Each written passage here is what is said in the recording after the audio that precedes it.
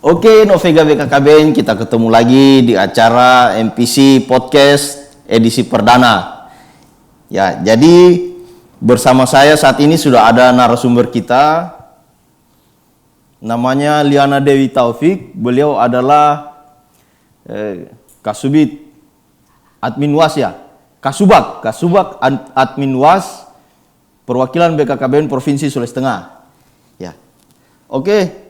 Terima kasih atas kehadiran Bade di siang hari ini di studio MPC kami yang ala kadarnya. Gimana kabar ini, Bade? Kabar sehat? Baik, sehat. Buat semua Novega BKKBN ya. Novega BKKBN. Selamat berjumpa lagi mungkin di acara perdananya MPC nih. Iya. Dari advokasi. Ya, oke Mbak De, ini ada beberapa pertanyaan yang ingin saya ajukan kepada Mbak De selaku seorang Kasubag Admin Was, di mana selama ini pemerintah menggaungkan masalah bagaimana seorang ASN itu harus bebas dari korupsi, bekerja dengan baik, dan instansinya itu harus sudah memasuki zona integritas yang bebas korupsi begitu, atau mungkin apa ya singkatannya?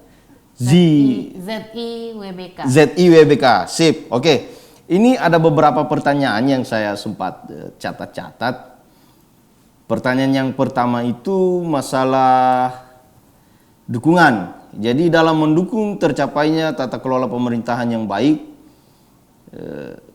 bebas dari korupsi, kira-kira di BKKBN itu programnya apa Mbak De untuk menuju ZIWBK itu? Begini ya, sebelum kita memulai apa sih program dari BKKBN untuk ZIWBK, kita harus tahu dulu apa sih ZIWBK, WBBM begitu. WBBM, wilayah, ada lagi? Iya. Birokrasi bersih melayani. Wah. Keren. Jadi yang pertama ZIWBK dan WBBM itu adalah predikat yang diberikan oleh instansi pemerintah kepada unit kerja yang dimana pimpinan dan seluruh jajarannya berkomitmen untuk menciptakan wilayah bebas korupsi dan wilayah birokrasi bersih melayani melalui reformasi birokrasi. Di dalam reformasi birokrasi yaitu programnya yaitu zona integritas yang ada di unit kerja. Itu ada dua tujuannya, yaitu untuk wilayah bebas korupsi dan peningkatan pelayanan prima bagi masyarakat. Dan ZIWBK itu sendiri merupakan miniatur mini dari reformasi birokrasi yang dari Menpan RB. Dari Menpan RB? Iya. Baguslah.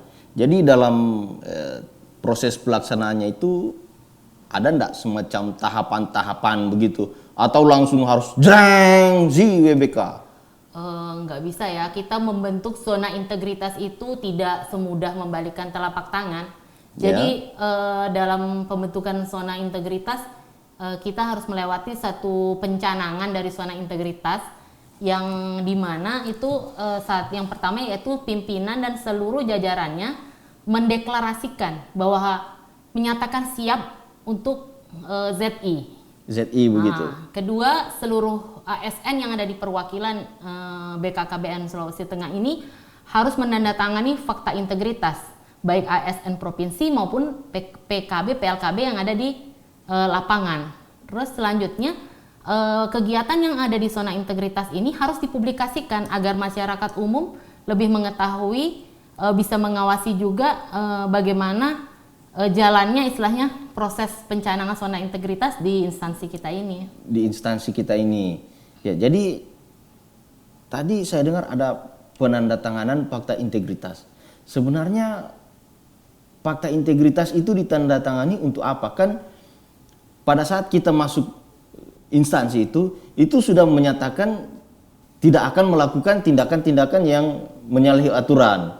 Ya, jadi sebenarnya apalagi itu fakta integritas? Fakta integritas memang kita wajibkan untuk seluruh ASN agar ada ikatan gitu, ada istilah komitmen dari ASN bahwa kalau masuk istilahnya kan kita belum tuh menandatangani. Jadi pada saat kita sekarang ini sudah diwajibkan seluruh ASN menandatangani fakta integritas sebagai bukti dukung, bukti dokumen bahwa ASN itu betul-betul siap akan masuk ke dalam pencanangan zona integritas. Zona integritas. Iya. Jadi harus betul-betul siap. Iya. Terus kalau ndak siap tapi sudah tanda tangan bagaimana? Hukumannya apa? Dijewer gitu? Enggak sih, cuman itu kan berarti nanti jika tercapainya keberhasilan zona integritas unit kerja, itu tidak hanya bisa 1-2 orang atau sekelompok orang, tapi harus memang bersama-sama gitu, harus dikerjakan bersama-sama, komitmen bersama-sama, niat bersama. Itu ada parameter-parameter yang mungkin nanti akan diukur. Oh begitu? Iya. Terus komponen-komponen apa saja itu yang harus dibangun dalam unit kerja untuk zona integritas menuju WBK itu? Iya. Di dalam membangun zona integritas itu ada 2 komponen, yaitu yang pertama komponen pengungkit yang terdiri dari 6 area perubahan. Mungkin Pak Anto sering dengar ya, 6 area perubahan gitu yang ada. Kalau ZI kan 8 tuh, kalau RB kan 8 area perubahan. Kalau ZI itu berubah jadi Superman. Bukan, 6 area perubahan itu yaitu pertama manajemen perubahan. Di situ lebih ditekankan pada perubahan pola pikir dari ASN. Bagaimana promosi juga terhadap kegiatan-kegiatan ZI dan rencana kerja dari ZI itu di manajemen perubahan. Terus yang kedua ada penata tata laksana. Di sana lebih ke penyelenggaraan perkantoran, office gitulah, yang di sana harus banyak inovasi-inovasi untuk mempermudah pelayanan kepada masyarakat. Yang ketiga komponen pengungkitnya yaitu manajemen sumber daya manusia. Itu membahas tentang kompetensi dari ASN BKKBN itu sendiri, semua ASN.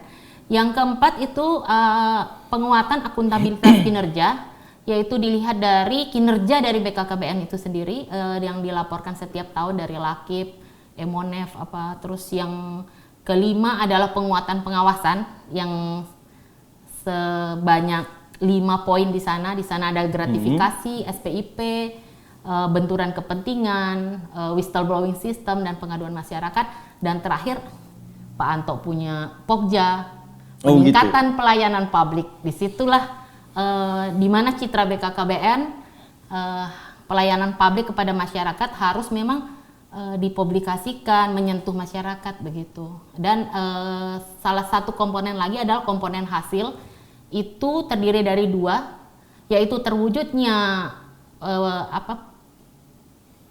pemerintah unit kerja yang bebas KKN dan dia bebas korupsi, dan yang kedua adalah terwujudnya pelayanan prima.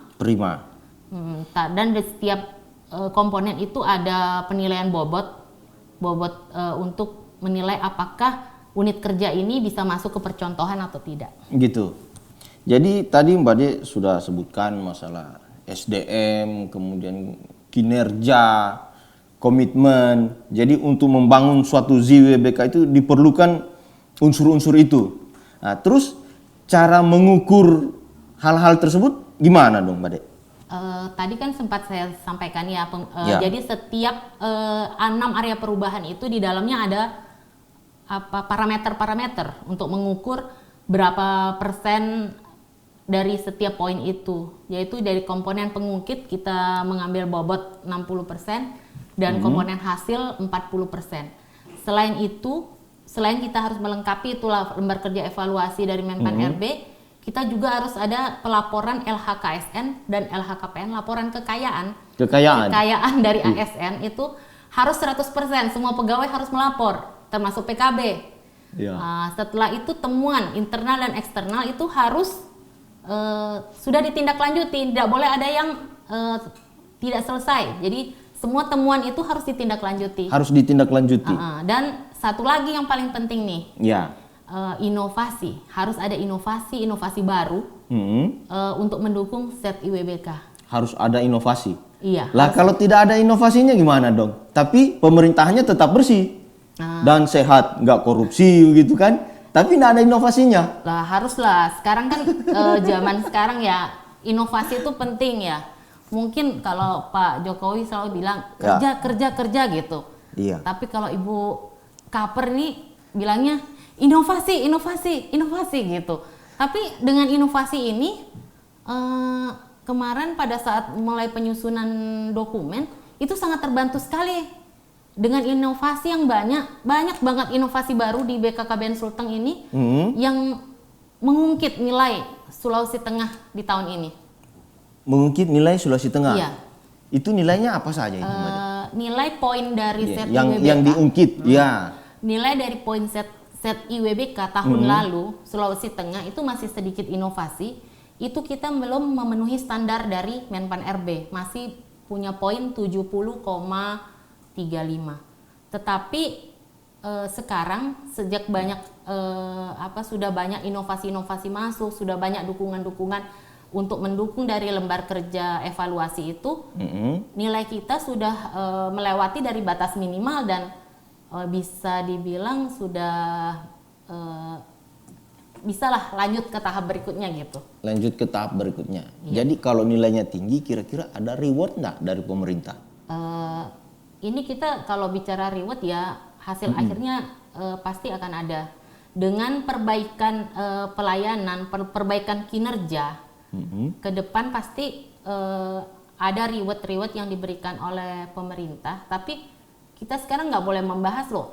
Naik set IWBK, naik reformasi birokrasi, itu selalu orang bilang ya udah naik tunkin gitu, naik tunjangan kinerja, tidak semudah itu gitu loh. Jadi harusnya jangan sebagai seorang ASN nggak boleh begitu.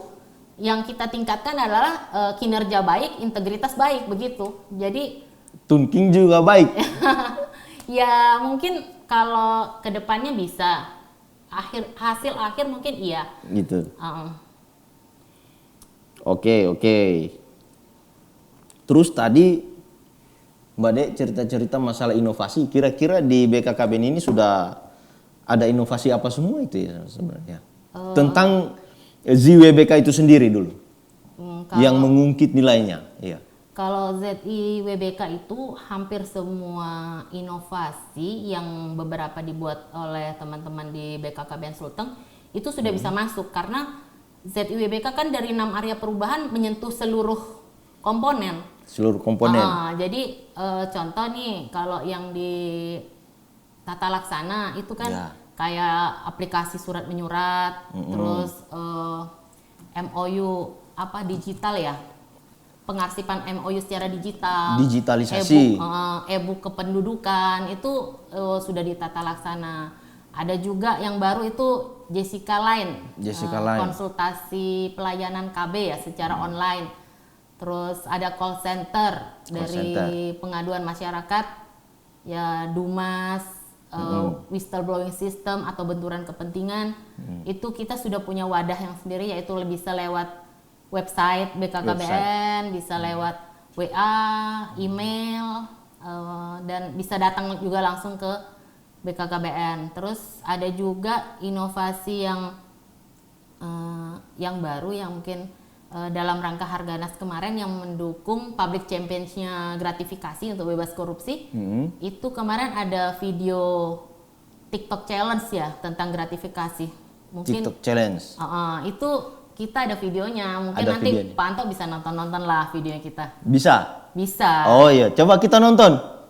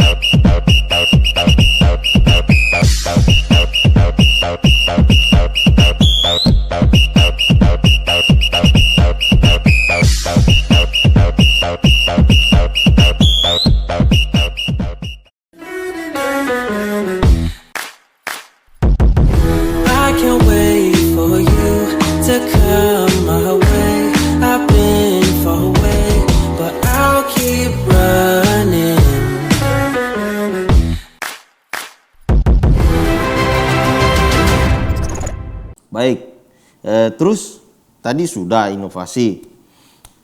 Saya mau tanya Mbak Dek. Jadi tadi juga Mbak Dek membahas masalah kinerja. Kinerja ini biasanya berhubungan dengan waktu kerja seseorang. Kira-kira tingkat kedisiplinan seseorang dalam bekerja itu berpengaruh tidak terhadap ZWBK ini? Berpengaruh. Karena di salah satu poin parameter itu ada mengukur kedisiplinan, panutan dari atasan terhadap bawahan ataupun dari seluruh ASN, rekap kehadiran, keterlambatan, itu semua masuk dalam ZIWBK. Masuk dalam ZIWBK, termasuk masalah kehadiran. Iya. Nah, gimana kira-kira contoh kasus? Seseorang itu dia bekerja purna waktu, bekerja sampai tengah malam. Nah, hasil dari pekerjaannya itu sangat menentukan kegiatan-kegiatan yang sedang dilaksanakan. Tapi ketika dia sudah bekerja, dia lambat masuk gitu. Karena mungkin capek atau apa. Nah, karena ada indikator kedisiplinan masalah kehadiran itu, sehingga dia mungkin kena di masalah itu. Itu ada enggak semacam kebijakan yang membijaki hal tersebut? Karena biasanya seseorang yang tingkat pekerjaannya itu mencapai level maksimal, biasanya kedisiplinan kehadirannya itu malah terkadang terganggu akibat hal-hal tersebut. Itu kira-kira bagaimana? Mensiasati atau membijaki? Begini ya, itu kalau kita kan di sini di BKKBN ini kan semua sudah by system. Ya. Sistem kehadiran sekarang bisa menggunakan Face ID atau presensi online yang sekarang kita gunakan. Terus begitu juga pengukuran kinerja menggunakan Civica, PKB juga begitu menggunakan e-visum. Nah, semua yang dilakukan istilahnya harus terdokumentasi dan secara sistem.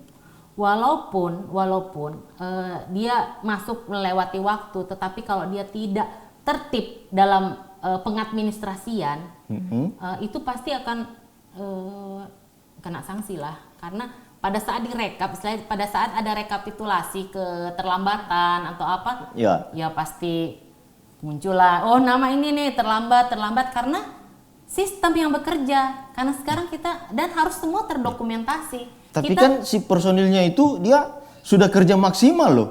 Taruhlah dibanding orang-orang yang lain, personil yang lain. Kerjanya maksimal hanya karena keterlambatannya yang mungkin ya beberapa menit lah karena lambat bangun, soalnya semalam begadang gitu. Apa itu memang tidak ada toleransi terhadap hal tersebut? Kalau untuk sekarang sih kita nggak ini ya, karena semua pokoknya by system lah. Kita hitung by system, dokumentasi itu penting.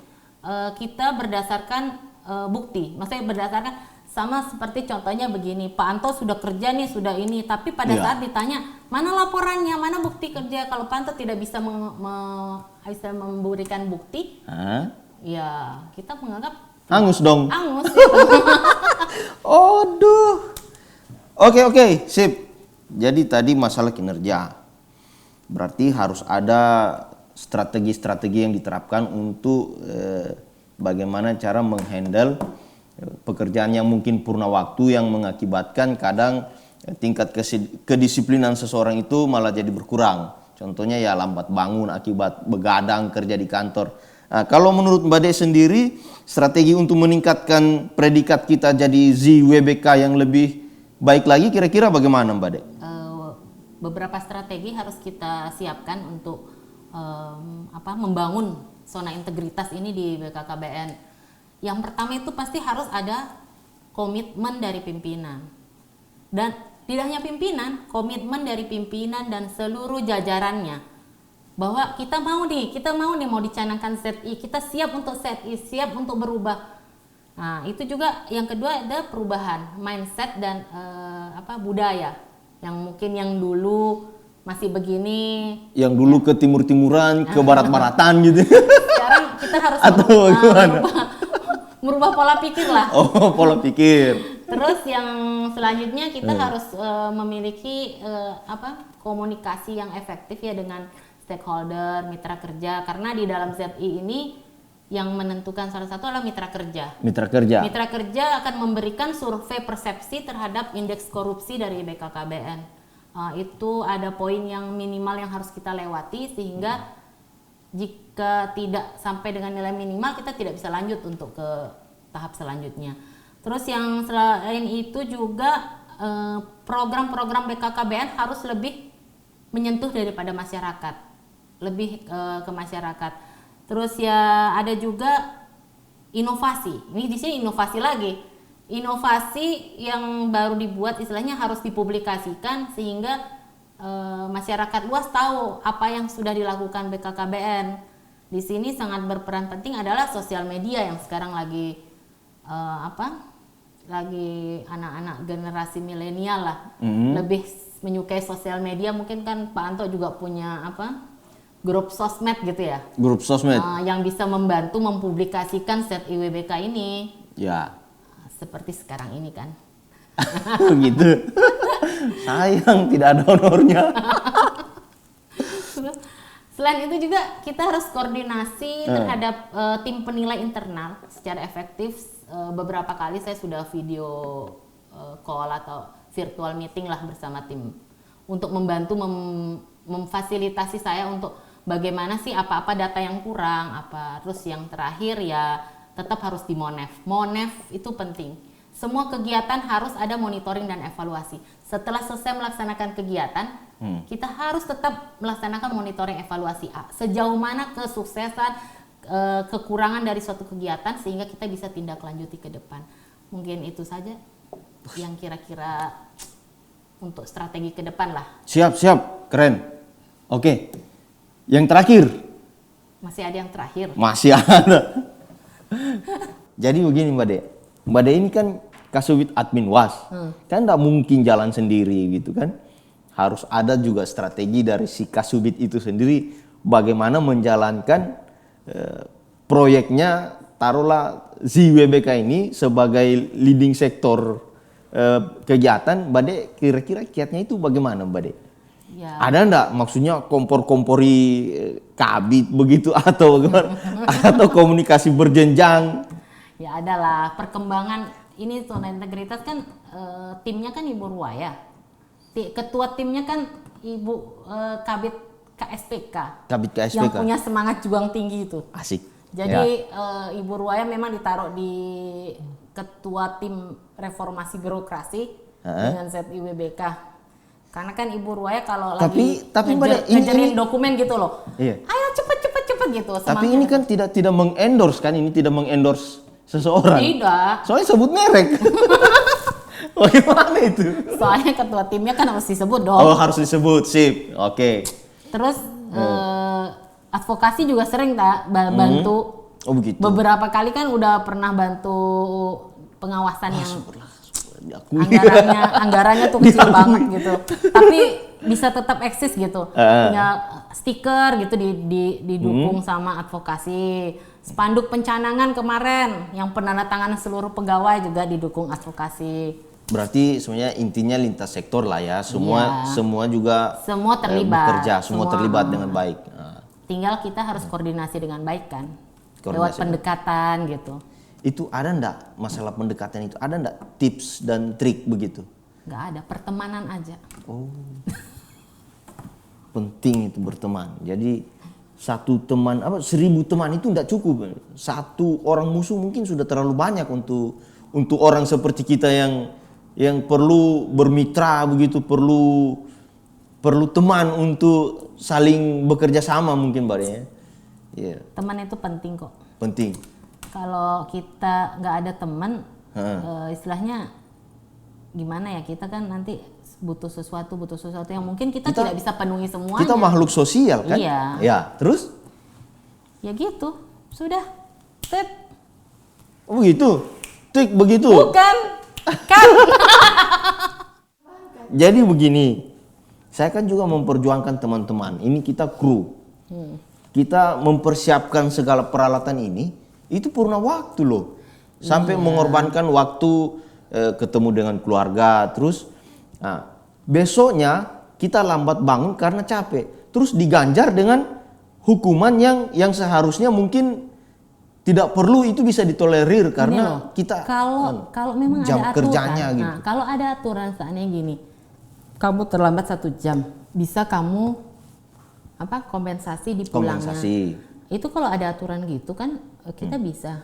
Tapi kan ini aturan tidak mengakomodir seperti itu Nah, gitu itu loh. kan. Nah, terus sekarang kita kalau memberi kebijakan itu pasti harus ada telaah, harus ada, maksudnya kita harus telaah, harus apalagi untuk membuktikan itu gitu loh. Dan karena semua itu sekarang sudah by system, itu yang kita susah. Itu yang masalah Mbak. Kita harus Jadi tertib. iya, tertib betul. Nah, yang jadi masalah saya begini, itu sebenarnya pengaruh loh ke kinerja. Itu pernah enggak Mbak Dek sadari? Kita kerja keras, terus ya sudahlah, kita tidak minta diapresiasi, hanya ditoleransi masalah waktu kehadiran lambat sedikit. Terus karena sistemnya itu by system, jadi artinya kan dia kaku kan begitu. Iya. Nah, setelah kaku kita malah, loh kok saya dapat punishment setelah saya kerja banting tulang begini purna waktu, loh saya kok malah dapat punishment. Itu kan semua mempengaruhi kinerja loh. Karena korupsi itu bukan cuma uang loh. Ya. Mengambil waktu itu juga korupsi. Mengambil waktu. Bagaimana kalau saya lambat 5 menit? Lambat 5 menit, tapi saya kerjanya itu sampai tengah malam. Ya itu kan ku bilang kembali, ada nggak aturan yang bisa mengakomodir kamu keterlambatan kamu? Itu kan dari istilahnya bukan kita kan yang menentukan. Karena tadi Mbak Dek kan singgung masalah inovasi, masalah kinerja. Nah, tanpa toleransi seperti itu, kira-kira kita bagaimana mau berpikir lepas, bebas begitu. Sedangkan kalau untuk menciptakan satu kreasi atau inovasi, kita harus plong dulu kan, supaya kita bisa berpikir enak begitu. Jadi saya mau ngapain lagi ini? Jadi bukan berpikir, aduh saya besok harus bangun cepat, harus setel waker ini.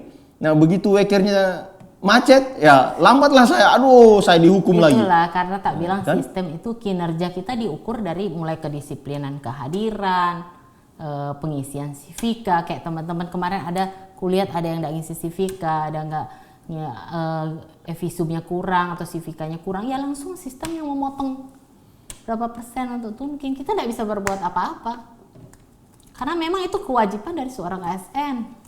Itu kewajiban. Berarti kita wajib pulang juga dong setelah waktu. Nah, terus kalau kita mau berinovasinya itu kapan? Kalau kayak begini, kita kan kerjanya terstruktur, toh? Terstruktur. Jadi saya tiap hari datang ngurus administrasi, ngurus ini. Sedangkan untuk menciptakan satu inovasi itu terkadang kita harus mungkin meditasi begitu di gua-gua atau apa, duduk nongkrong dulu minum kopi, atau kadang kita browsing. Nah, kadang juga kita punya waktu bekerja lebih gitu. Jadi kalau memang sistem itu kaku, terus kita juga harus kaku begitu. Waktunya pulang, selesai tidak selesai, pokoknya pulang dulu. Jadi by system juga, itu gimana Mbak De? Ya. Jadi karena saya hanya memikirkan ZWBK itu adalah zona di mana orang-orang itu sudah bebas dari korupsi. Oke, kita tidak korupsi, kita juga tidak korupsi waktu. Artinya begini, ada waktu yang mungkin ditolerir, tapi bukan dikorupsi, ditolerir. Kerjanya sampai begadang.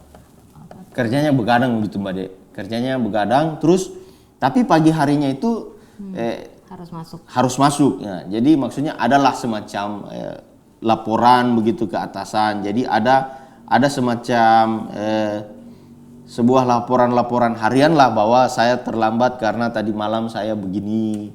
Ini yang saya kerjakan. Jadi memang ada bukti administrasi juga tentang itu. Jadi tidak akan ada pelanggaran di situ, tapi ada toleransi waktu yang mendukung kinerja dari seorang ASN itu. Jadi dia punya waktu juga untuk melakukan inovasi. Hatinya senang, inovasinya ada gitu. Belum ada sistem yang mengatur itu. Kalau memang sudah ada istilahnya, kayak dulu kan pernah ada tuh toleransi, tapi tidak diberlakukan untuk di provinsi yang kalau di Jakarta kemarin kan karena macet, karena apa tuh, jadi 1 jam terlambat bisa dibayar nanti, maksudnya dikompensasi pulangnya. Untuk di provinsi itu memang sudah ada edaran dari pusat memang kita tidak ada kompensasi itu, jam 8 ya jam 8 gitu. Jadi tetap harus disiplin waktu juga. Iya. Ya susah dong. Tapi ya karena aturan ya. Ya itu karena aturan ya. Oke lah. Ini kok nggak selesai-selesai gitu loh. Sudah selesai. Ini pertanyaannya dia tadi tuh, pertanyaan menjebak aku tadi itu. Dan itu memang susah. Mau gimana lagi, itu aturan gitu loh. Jadi tadi kita sudah bahas masalah SDM, kinerja, tahapan-tahapan. Nah, ini yang terakhir closing statement lah. Kira-kira pesan-pesan Bade yang mau disampaikan di forum ini, di acara ini untuk para pemirsa nanti.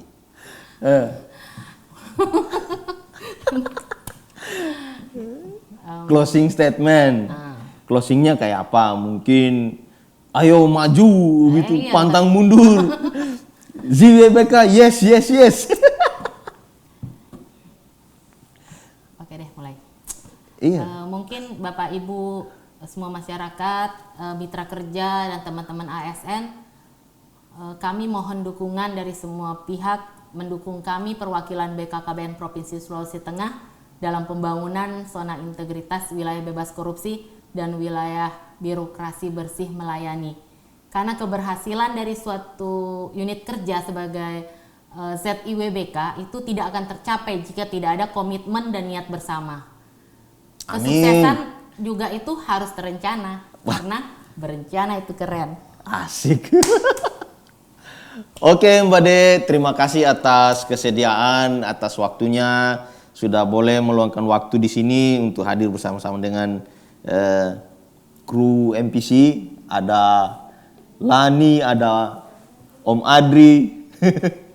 Oke, terima kasih teman-teman Oke. MPC, terutama Pak Anto sebagai Kasubit Advokasi. Selalu memfasilitasi ZI sampai perjuangan kita terakhir.